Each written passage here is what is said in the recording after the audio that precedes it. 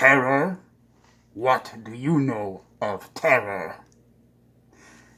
Good evening, ladies and gentlemen, and welcome to a special episode of The Months the Earth Stood Still, the web series where I watch films with a COVID-19 pandemic theme that I physically own copies of while watching in lockdown.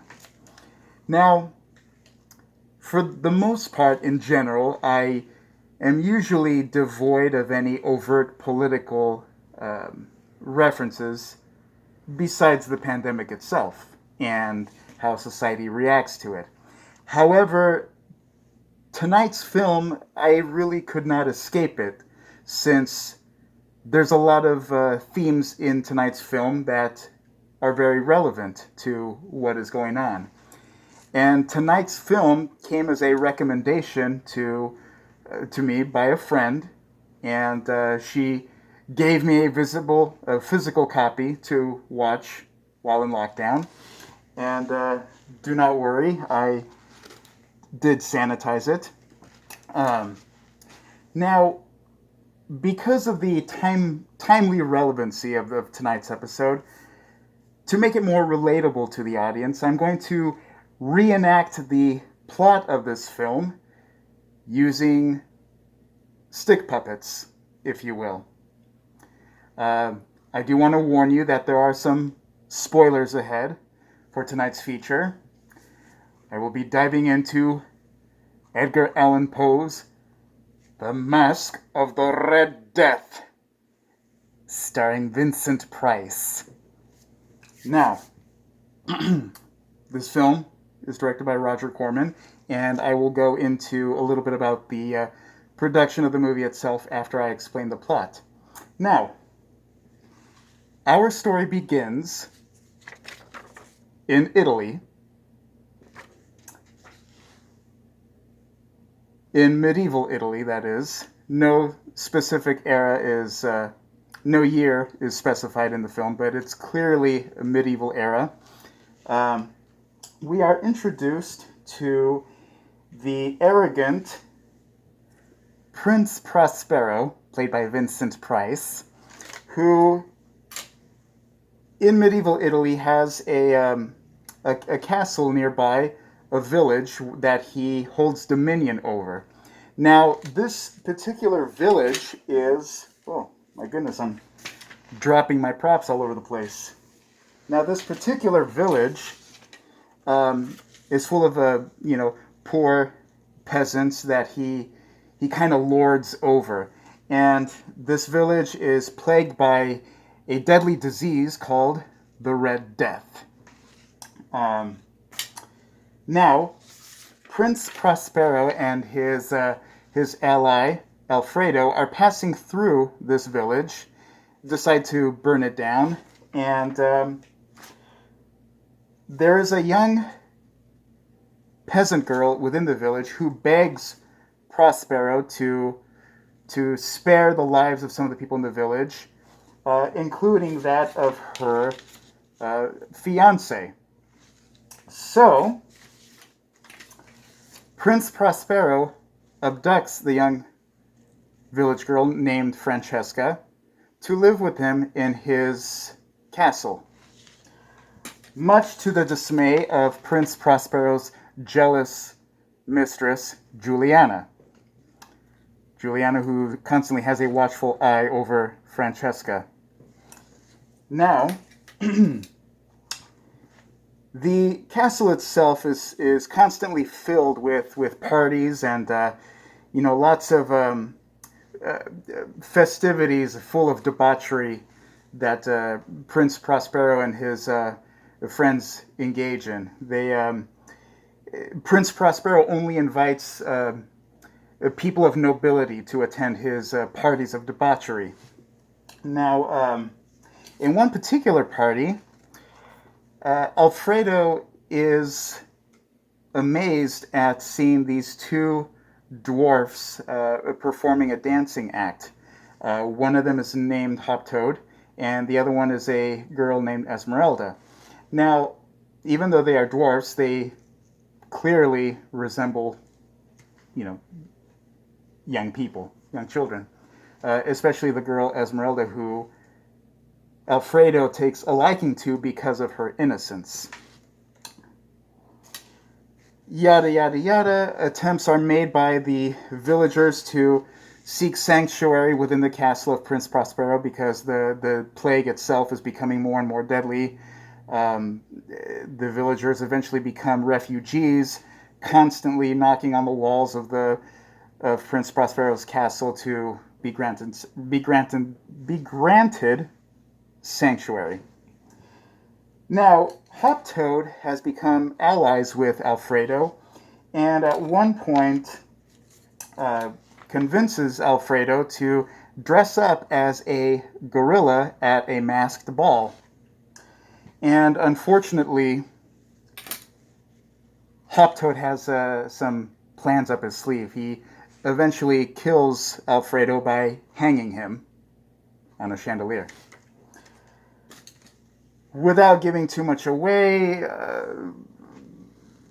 many attempts are made to save Francesca from the grasps of Prospero. I don't want to give too much away because you need to see the film. And eventually, Prospero succumbs to the Red Death. Now,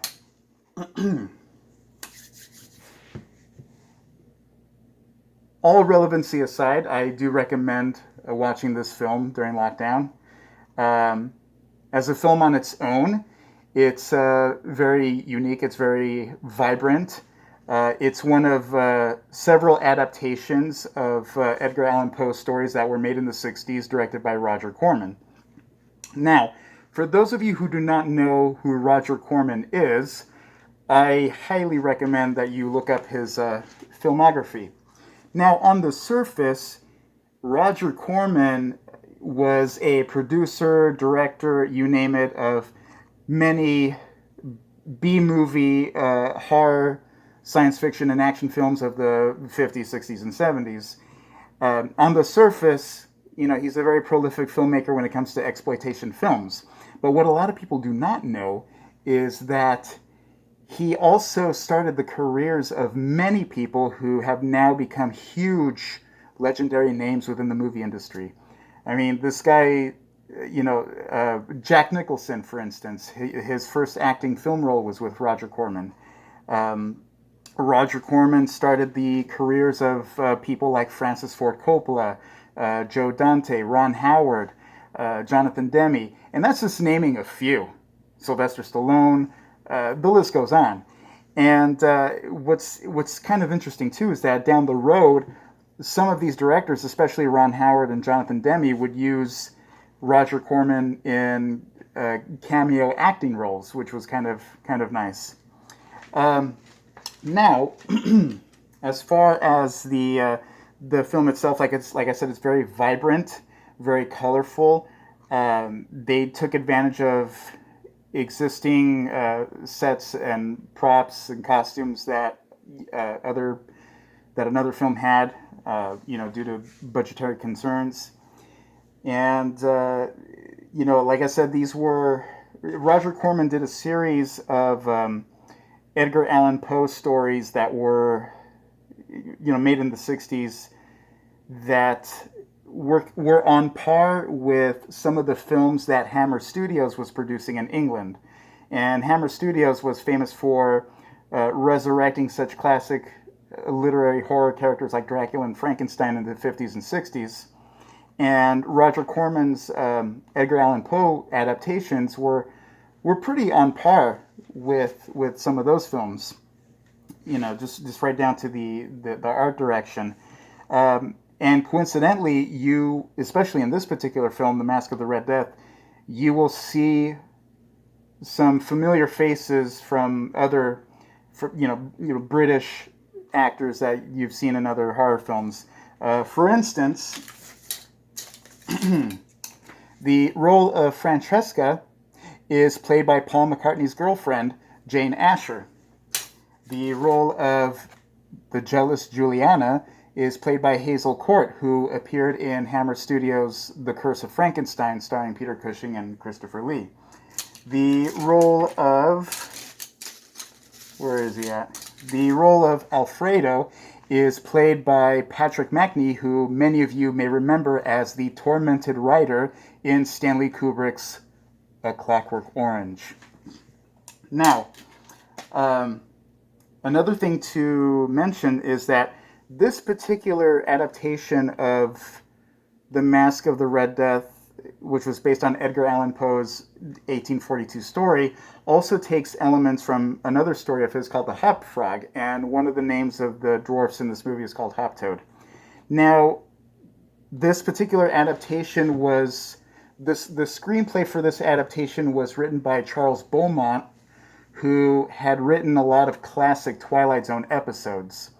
And it's interesting to note that some of Roger Corman's other Edgar Allan Poe adaptations, like The House of Usher, the screenplay was written by Richard Matheson, who also collaborated on a lot of classic Twilight Zone episodes. Definitely check it out. Jane Asher is stunning in this film. Vincent Price never disappoints. He's got some really cool monologues in this movie. And like I said, the themes of this movie, what goes on, it's pretty relevant to to what's going on right now. It's and it's getting a little hot in this mask, so I think I better call it a night. But stay tuned, as next week will be our season finale of the months the Earth stood still. We conclude the season with a special Halloween episode. So stay tuned, stay safe, stay healthy, and don't forget to wear your masks. Have a good night.